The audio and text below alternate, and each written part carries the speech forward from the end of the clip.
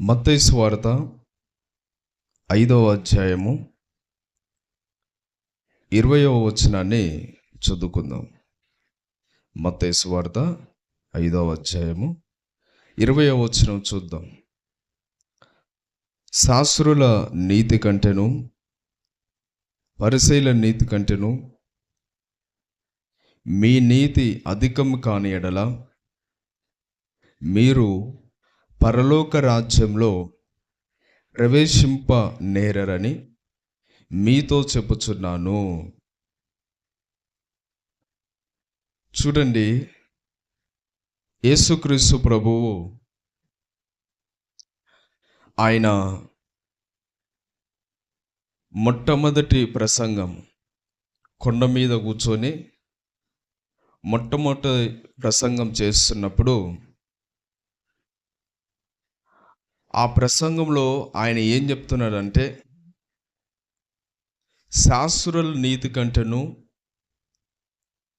పరిసయ్యుల నీతి కంటెను మీ నీతి అధికము కాని ఎడల మీరు పరలోక రాజ్యంలో ప్రవేశింపలేరని మీతో చెప్పుచున్నాను.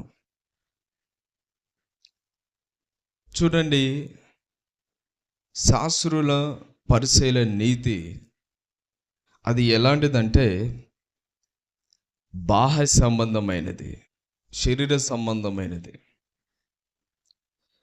ఈ శాస్త్రులు పరిసయ్యులు ఎవరంటే యూదుల యొక్క మత పెద్దలు, దేవుని యొక్క ప్రజలు, ఇజ్రాయేల్ ప్రజల యొక్క మతాది పెద్దలు అన్నమాట. మత పెద్దలు అంటే మత నాయకులు, ఆ జనాంగాన్ని నడిపించే మత నాయకులు అని అర్థం. వాళ్ళ యొక్క ధర్మశాస్త్రాన్ని చదివి అది ఇజ్రాయేల్ ప్రజలకు బోధించే వాళ్ళు అన్నమాట. దేవుని మార్గములు నడిపించేవాళ్ళు. ఒక విధంగా చెప్పాలంటే ఈ రోజులలో దేవుని సేవకులు సంఘాన్ని ఏ విధంగా అయితే దేవుని మార్గంలో నడిపిస్తున్నారో, దేవుని వాక్యాన్ని ఏ విధంగా అయితే వస్తున్న సంఘ బిడ్డలకి బోధించి వాళ్ళని దేవుని మార్గంలో నడిపిస్తున్నారో, ఒక పాస్టర్ లెక్క, ఒక సంఘ కాపర్ లెక్క ఆ కాలంలో యూదులకు, ఇజ్రాయేల్ ప్రజలకు ఈ శాస్త్రులు పరిసయ్యులు వాళ్ళ యొక్క ధర్మశాస్త్రాన్ని బోధించే వాళ్ళు అనమాట. ఈ శాస్త్రులు పరిసయ్యులు బోధించి మీరు దేవుని మార్గంలో నడవాలని బోధించేవాళ్ళు. అలాంటి ఈ శాస్త్రులు పరిసయ్యులు అనమాట. వీళ్ళు ఎలా ఉండేదంటే దినమునకు 2 సార్లు 3 సార్లు ప్రార్థన చేసేవారు, వారానికి 2 సార్లు ఉపవాసం ఉండేవాళ్ళు. ఒక రకంగా చెప్పాలంటే వీళ్ళు యెహోవా అనే పేరు ఎత్తాలంటేనే ఒక స్నానం చేసి రావాల్సింది, స్నానం చేసి వస్తారనమాట. అంటే అంత పరిశుద్ధంగా ఉంటారనమాట. యెహోవా అంటే వాళ్ళ భాషలో, హెబ్రీ భాషలో మాత్రము యావే అంటారు. యెహోవా దేవుని ఏమంటారు? యావే అనే ఆ పదం పలకాలంటేనే వాళ్ళు ఒక రకంగా భయపడతారు. అలాంటి నిష్ట కలిగిన మత పెద్దలు అన్నమాట. అది ఎలాంటిదంటే వాళ్ళ స్వనీతికి సంబంధించింది మాత్రమే. వాళ్ళు బోధించినైతే బోధిస్తారు, వాళ్ళు ప్రకటించడం అయితే ప్రకటిస్తారు, కానీ వాళ్ళు మాత్రం పాటించరు. ఇప్పుడు ఇతరులు చెప్తున్నప్పుడు మనం ఏం చేయాలి? ఫస్ట్ మనము ఆ విధంగా ఉన్నామా లేదా అని చూసుకొని బోధించాలి. అలా బోధించకపోతే వేషధారులం అయిపోతాం.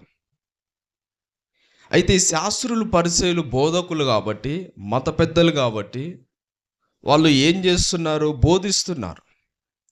ధర్మశాస్త్రాన్ని ఈ యూదులకు బోధించి మీరు ఇలా దేవుని మార్గం నడవాలని చెప్తున్నారు.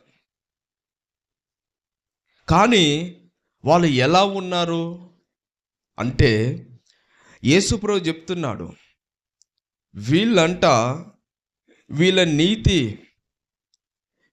నీతి కంటే, శాస్త్రుల పరిశీలన నీతి కంటే, ఓ క్రైస్తవులారా, యేసుక్రీస్తు ప్రభువును వెంబడిస్తున్న వాళ్ళారా, యేసుప్రభు అంటున్నాడు, ఆయనను వెంబడించే వారితో అంటున్నారు, వాళ్ళ నీతి కంటే మీ నీతి అధికం కాకపోతే మీరు పరలోక రాజ్యంలో ప్రవేశించలేరు. ఎందుకు వాళ్ళ నీతి కంటే మన నీతి ఎక్కువ కావాలి? వాళ్ళ నీతి ఎలా ఉందంటే బాహ్య సంబంధమైనదిగా, వేషధారణతో కూడిందిగా ఉన్నది. అందుకనే ఆయన యేసుప్రభు ఏమంటున్నాడంటే, ఒక సందర్భంలో మనం మత్తయి సువార్త 23వ అధ్యాయంలో చూస్తే అక్కడ వారి గురించి పూర్తిగా చెప్తాడు. ఏమంటాడంటే, మీరు చెప్పుతారు కానీ మీరు చేయరు, మీరు ఇతరులకు బోధిస్తారు కానీ మీరు మాత్రమే పాటించరు, మీరు మార్గదర్శకులై ఉన్నారు కానీ మీరు అంధులు అంటారు. ఓ అయ్యో అంధులైన మార్గదర్శకులారా అంటాడు. అంటే గుడ్డివారు ఒక మార్గదర్శకులుగా ఉన్నారు. మార్గదర్శకులంటే యూదులని, ఇజ్రాయేలుని మార్గంలో, దేవుని మార్గం నడిపించే వాళ్ళే ఎలా ఉన్నారంట?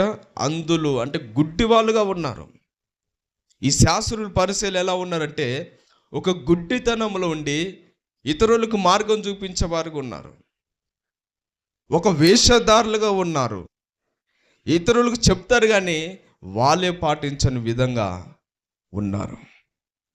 వాళ్ళు ఎలా ఉంటారంట? పరలోకాన్ని మూసివేస్తారంట. ఏం చేస్తారు? పరలోకాన్ని మూసేస్తారు. వాళ్ళు ఇతరులను ఓనేరు. ఆ మతం అనే చిక్కులో చిక్కబడి ఉంటారన్నమాట. ఇలాంటి శాస్త్రుల పరిచయులు కాబట్టి వాళ్ళ నీతి కంటే మీ నీతి అధికం కాకపోతే మీరు పరలోక రాజ్యంలో ప్రవేశించలేరు. పైకి బాగానే ఉంటారు వాళ్ళు. సున్నం కొట్టిన సమాధి ఎలా ఉంటుంది? పైకి చాలా బాగుంటుంది, సుందరంగా కనిపిస్తుంది. కానీ లోపల చచ్చిపోయిన ఎముకలు, ఆ కుళ్ళిపోయిన వాసన తట్టుకోలేని పరిస్థితి ఉంటుంది.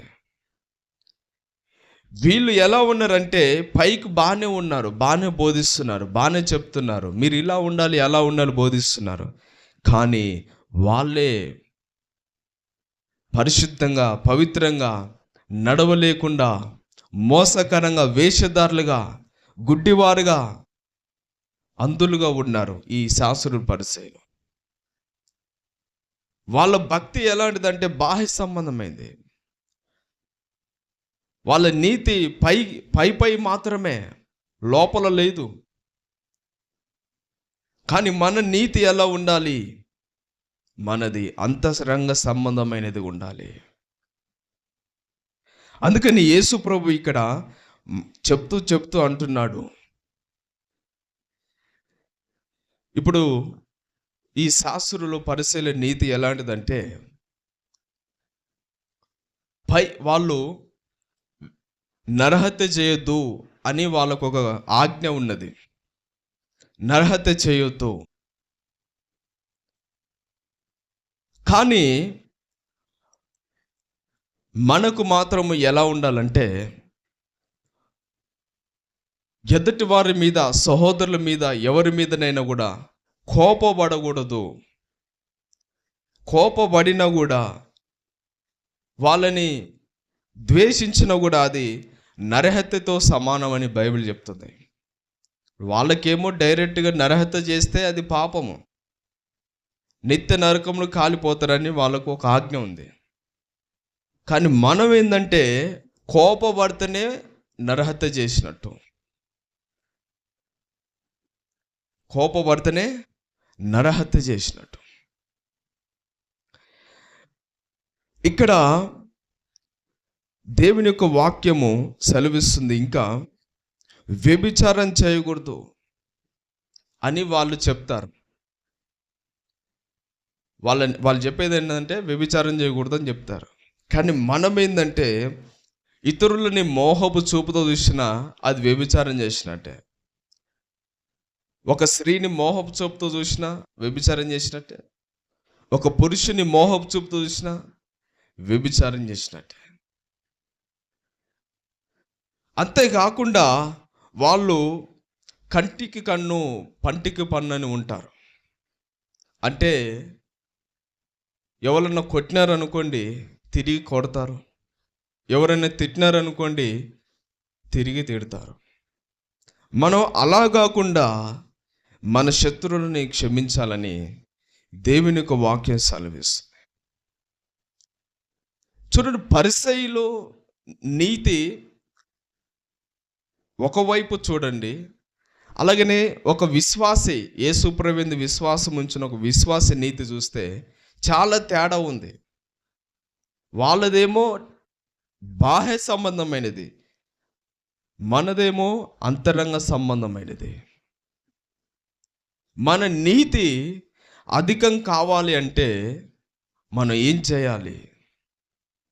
ఏం లేదు, యేసు ప్రభువునందు విశ్వాసం ఉంచి మారు మనసు పొంది క్రొత్తగా జన్మిస్తే మన నీతి అధికమైపోతుంది. మన నీతి అధికమవుతుంది. యేసు ప్రభువునందు విశ్వాసం ఉంచాలి. ఆయన రక్తములో మన పాపాలు కడగబడాలి. మనం క్రొత్తగా జన్మించాలి. అప్పుడు మన నీతి ఏమైపోతుందంటే అధికమవుతుంది. ఈ శాస్త్రుల పరిశీలన నీతి కంటే కూడా అధికమైపోతుంది మన నీతి. ఎందుకంటే ధర్మశాస్త్రము ఒక వ్యక్తిని నీతిమంతునిగా చేయలేదు. ఈ శాస్త్రులు బోధించే ధర్మశాస్త్రము ఒక మనిషిని నీతిమంతునిగా చేయలేదు. కానీ యేసు ప్రభువునందు విశ్వాసం ఉంచితే మనం నీతిమంతులుగా మార్చబడతాము. ఒకవైపు ధర్మశాస్త్రం ఉంది, ఇంకోవైపు యేసు ప్రభువు ఉన్నాడు. ధర్మశాస్త్రం కింద ఉన్న వాళ్ళు నీతిమంతులుగా తీర్చబడలేరు, వాళ్ళు పరిశుద్ధులుగా తీర్చబడలేరు. అవి కేవలం ఒక ఆజ్ఞలు మాత్రమే. అవి ఇలా జీవించాలి, అలా ఉండాలి అని మాత్రమే బోధిస్తాయి, కానీ నీతిమంతులుగా చేయలేవు, నీతిమంతులుగా తీర్చలేవు అవి. అయితే యేసు ప్రభువు యందు విశ్వాసం ఉంచితే, యేసు రక్తం క్రిందికి వస్తే మనం నీతిమంతులుగా తీర్చబడతాము. ఎందుకంటే ధర్మశాస్త్రం నెరవేర్చడం ఎవరి వల్ల కాలేదు, ఎవరి వల్ల కూడా కాలేదు. ప్రవక్త వల్ల కాలేదు, ఏ భక్తుల వల్ల కాలేదు, ఎవరి వల్ల కూడా కాలేదు. ధర్మశాస్త్రం నెరవేర్చాలని ప్రయత్నం చేసినారు, కానీ ఎవరి వల్ల కాలే. దాన్ని నెరవేర్చలేరు ఎవరు కూడా. ఎందుకంటే 99 పనులు మంచి చేసి ఒక్క పని తప్పు చేసినా నువ్వు ధర్మశాస్త్రంలో ఫెయిల్ అయినట్టే. అందుకని ఎవరు కూడా నెరవేర్చలేకపోయినారు. అయితే యేసు ప్రభు ధర్మశాస్త్రం నెరవేర్చినాడు. ఆయన కొట్టేయడానికి రాలేదు, దాన్ని నెరవేర్చడానికి వచ్చినాడు. 100కు 100% ఈ ధర్మశాస్త్రం అంతటి చొప్పున ఆయన చేసి, ఆయన జీవించి, ఆయన శిలువలో మరణించి సమాప్తం చేసినాడు. ధర్మశాస్త్రం అంతా నెరవేర్చినాడు. కాబట్టి ఇప్పుడు యేసు యందు విశ్వాసం ఉంచితే మనకు రక్షణ ఉంటుంది. హల్లెలూయా. మన నీతి అధికమవుతుంది. మన నీతి దినదినము అధికమవుతూ ఉంటుంది. ఈరోజు అందుకనే ఒకప్పుడు మనం ఉండొచ్చు, ఒకప్పుడు ఈ శాస్త్రుల పరిచయలాగా ఉండొచ్చు. ఏంటిది? కంటికి కన్ను పంటికి పన్ను అని ప్రభువు నమ్ముకోక మునుపు ఒక వ్యక్తి మనల్ని కొట్టినాడు అనుకోండి, తిరిగి మళ్ళీ కొట్టేటోడు అంతకన్నా ఎక్కువ. ఎవరైనా బూతు మాటలు మాట్లాడితే మనం కూడా ఏం చేసేవాళ్ళం? బూతు మాటలు మాట్లాడేటోళ్ళం. వాళ్ళు తిట్టినారు కదా, వాళ్ళకంటే ఎక్కువ తిట్టేటోళ్ళం. వాళ్ళు దాడి చేస్తే వాళ్ళకంటే ఎక్కువ దాడి చేసేటోళ్ళం. అయితే ఇప్పుడు అలా కాదు. అలా చేస్తే మన శాస్త్రులు లెక్కనే అయిపోతాం. మన నీతి అధికం కావాలంటే ఆ విధంగా కాదు. వాళ్ళు తిట్టినారు కదా అని ఇప్పుడు మనం తిట్టొద్దు. వాళ్ళు హింస పెట్టినారు కదని వాళ్ళని మనం హింస పెట్టకూడదు. వాడిని ఏం చేయాలంట? క్షమించాలి. ఏం చేయాలి? క్షమించాలి. వారి కోసం ప్రార్థన చేయాలి. అంతేగాని వాళ్ళని తిట్టొద్దు, హింసించొద్దు, దూషించొద్దు. వాళ్ళు క్షమించి వాళ్ళ కోసం ప్రార్థన చేస్తే దేవుడే చూసుకుంటాడు. ఇదే మన నీతి అధికం కావడం అంటే. ఇలా చేస్తే మన నీతి అధికం అవుతుంది. ఒకప్పుడు నువ్వు పాపిష్టుడిగా జీవించవచ్చు, వేషధారులుగా జీవించవచ్చు, వ్యభిచారులుగా జీవించవచ్చు.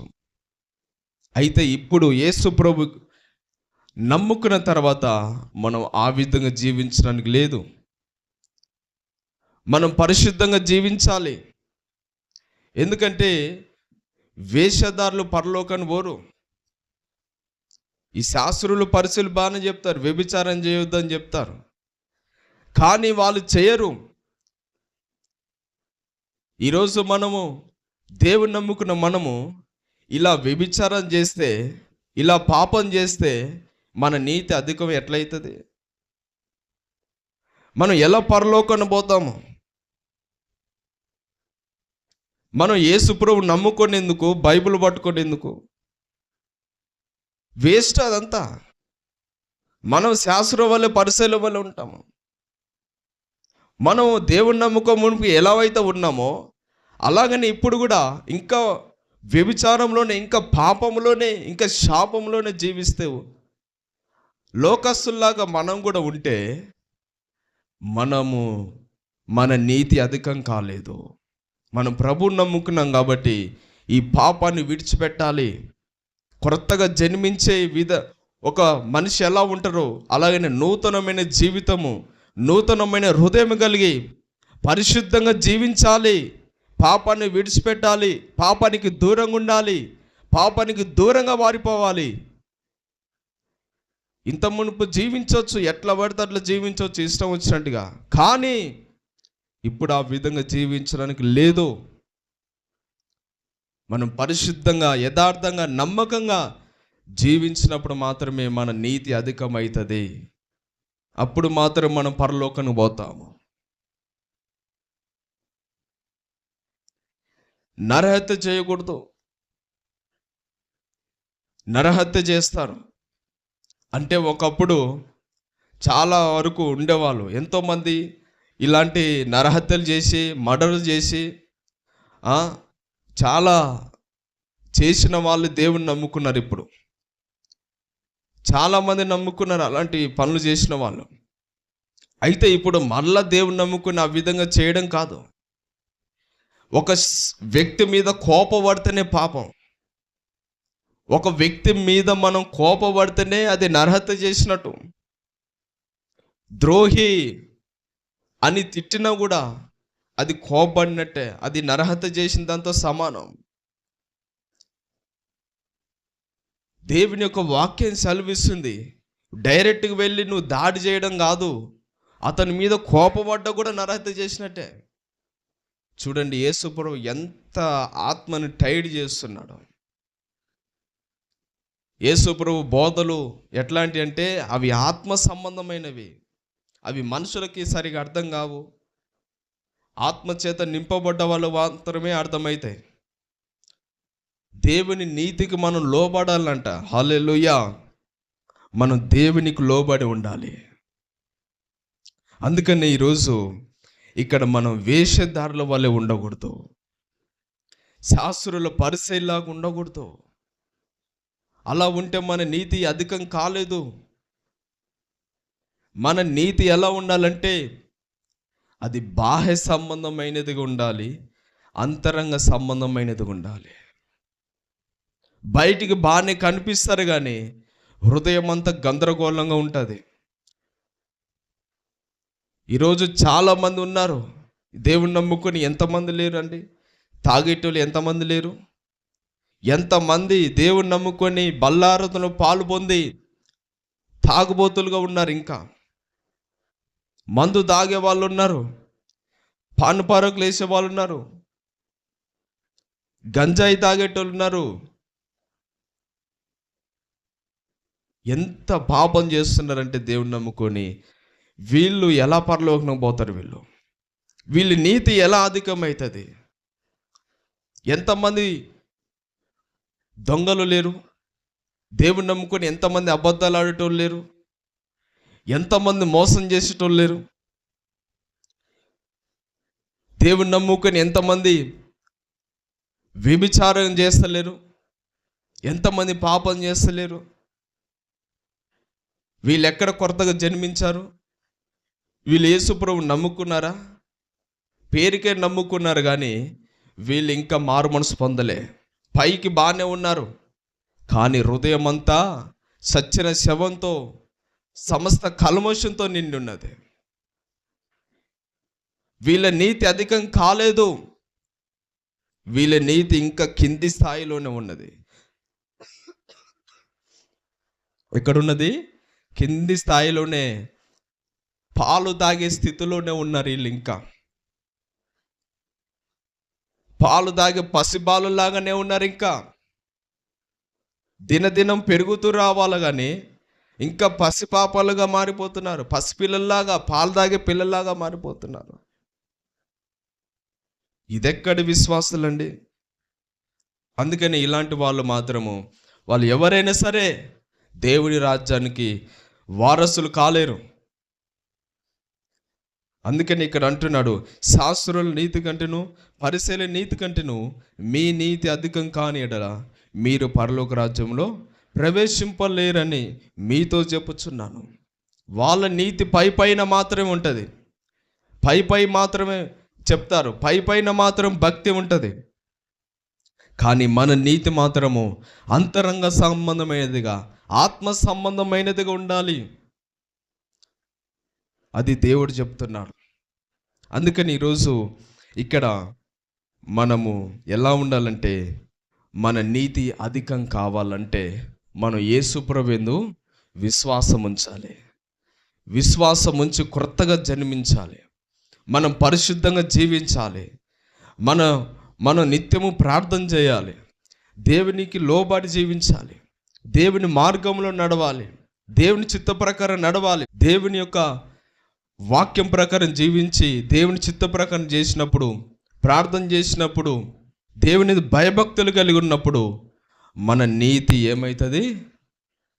అధికమవుతుంది. హల్లెలూయా.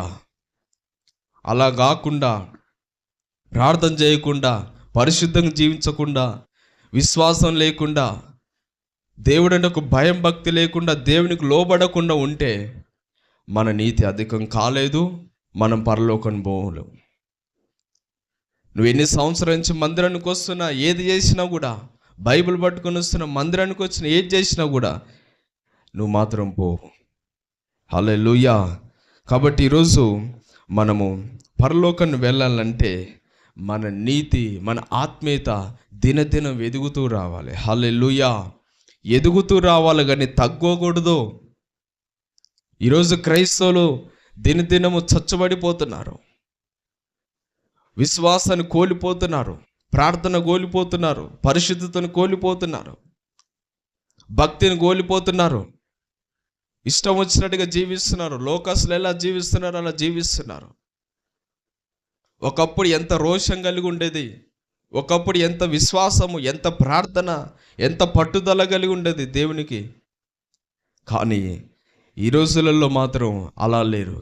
అయినా కూడా దేవుడు చెప్తున్నాడు, మరలా నువ్వు ఆ విధంగా ఉంటేనే, మరలా నీ మొదటి స్థితి నువ్వు ప్రారంభిస్తేనే, మరలా నువ్వు మొదట్లో ఏ విధంగా అయితే వెచ్చగా ఉన్నావో మొదటి ప్రేమ కలిగి ఉంటేనే కానీ నువ్వు పరలోకం పోవు అని దేవుడు చెప్తున్నాడు. మొదటి ప్రేమ కలిగి, పరిశుద్ధత కలిగి, యథార్థత కలిగి మనం జీవించినప్పుడు మాత్రమే మనం పరలోకం పోతాం. కాబట్టి అటు విధంగా ఉందాము. మరి దేవుడు ఈ మాటలు దీవించి ఆశీర్వదించును గాక. ఆమేన్.